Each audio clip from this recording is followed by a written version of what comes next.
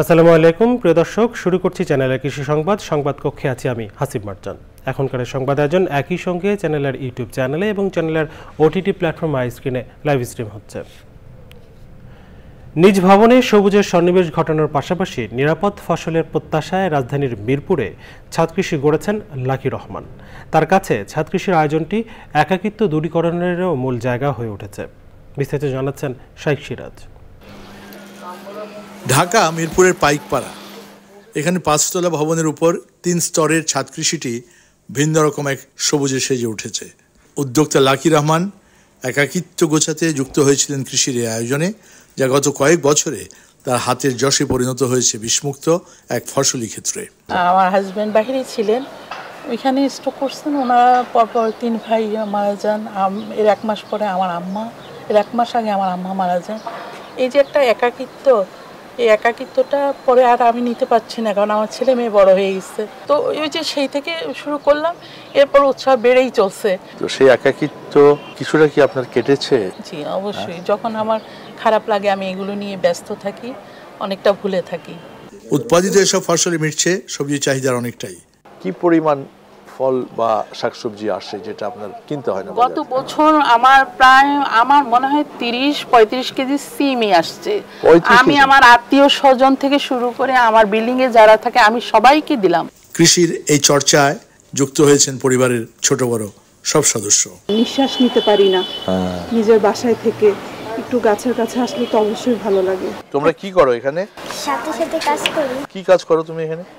এখানে গাছ লাগাই, সব ঝাড়ু দিই।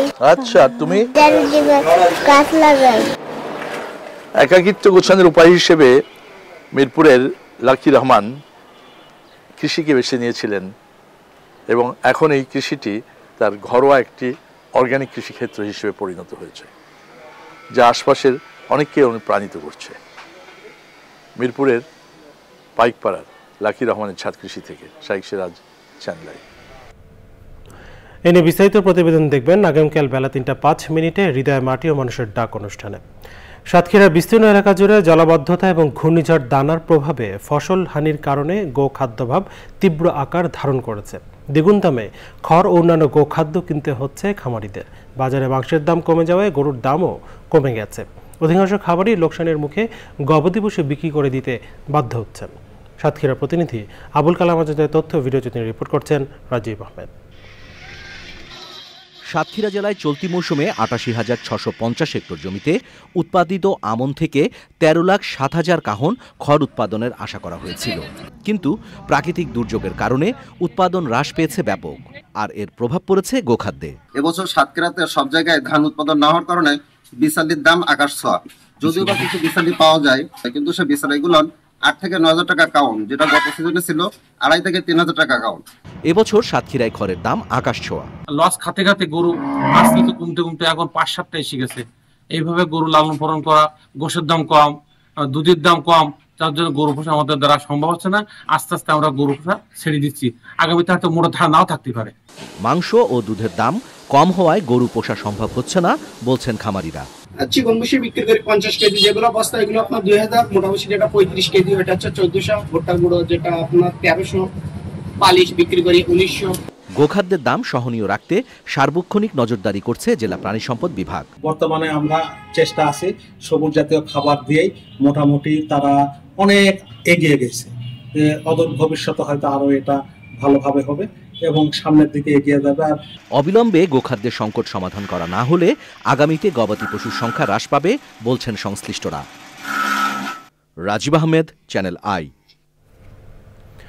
ইলিশ আহরণ বাড়লেও দাম কমেনি বলে দুঃখ প্রকাশ করেছেন মৎস্য প্রাণী সম্পদ উপদেষ্টা ফরিদা আক্তার। অন্তর্বর্তী সরকারের ১০০ দিনের কার্যক্রম নিয়ে সংবাদ সম্মেলন উপদেষ্টা বলেন, ঢাকায় ডিমের দাম স্বাভাবিক নয়। হাতবদল বেশি হওয়ায় এই দাম। রমজানের সময় ডিমের দাম স্বাভাবিক রাখতে খামারি থেকে সরাসরি বাজারে বিক্রির উদ্যোগ নেওয়া হচ্ছে বলেও জানান তিনি।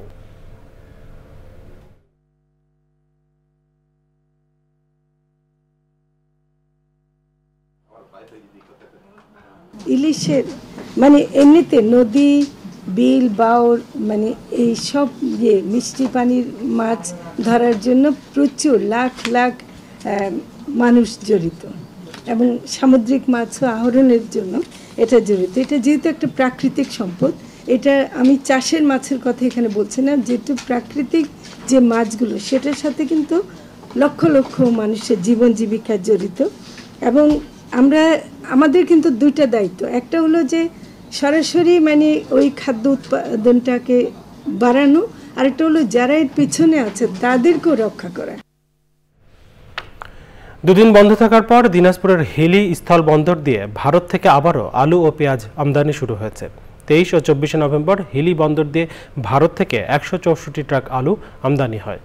তবে ভারতের বাজারে আলুর দাম বেড়ে যাওয়ায় এবং সার্ভার জটিলতায় আলু আমদানি দুদিন বন্ধ ছিল। এতে দেশের বাজারে বেড়ে যায় আলুর দাম। মঙ্গলবার দুদেশের আমদানি রপ্তানিকারক এবং C&F এজেন্টরা এ নিয়ে জরুরি বৈঠক করেন।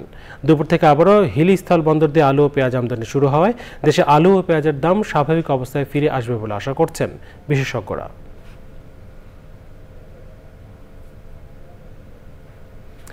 গাইবান্ধার গোবিন্দগঞ্জে কৃষি প্রণোদন ও কৃষি পুনর্বাসন কর্মসূচির আওতায় ফসলের আবাদ ও উৎপাদন বৃদ্ধির লক্ষ্যে ক্ষুদ্র প্রান্তিক কৃষকদের মাঝে বিনামূল্যে বীজ ও সার বিতরণ করা হয়েছে। কৃষি সম্প্রসারণ অধিদপ্তরের 2024-25 অর্থ বছরে রবি মৌসুমের আওতায় 17 ইউনিয়ন ও পৌরসভার কৃষকদের মাঝে ওই বীজ বিতরণ করে। অনুষ্ঠানের প্রধান অতিথি ছিলেন উপজেলা নির্বাহী কর্মকর্তা ইয়াসমিন সুলতানা। অনুষ্ঠানে সুবিধাভোগী কৃষক উপস্থিত ছিলেন।